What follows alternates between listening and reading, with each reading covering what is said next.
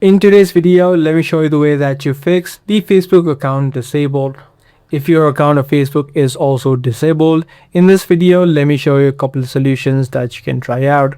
And now, as soon as you face this issue and as soon as you try to open up the app of Facebook, you'll be able to see the option of appeal. So what you can do is open up the app and then you'll be able to see the appeal section where you'll need to tap on the appeal button and you'll need to enter a few information such as you exactly address the exact issue that you're facing right now on your Facebook account.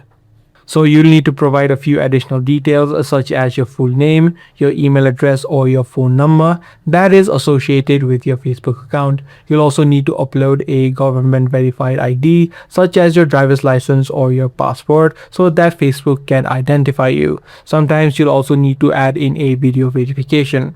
Now, however, if you're still having issues, what you can do is open up a web browser and search for fix Facebook account disabled, and you'll be able to see the first link which says my personal Facebook account is suspended or disabled.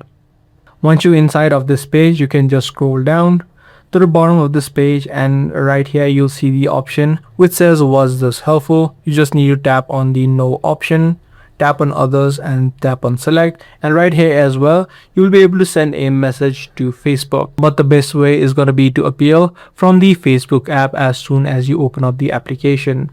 Now once you send this appeal, you should be able to get a reply within 48 hours, and if you haven't violated the community guidelines, you should be able to get your account back.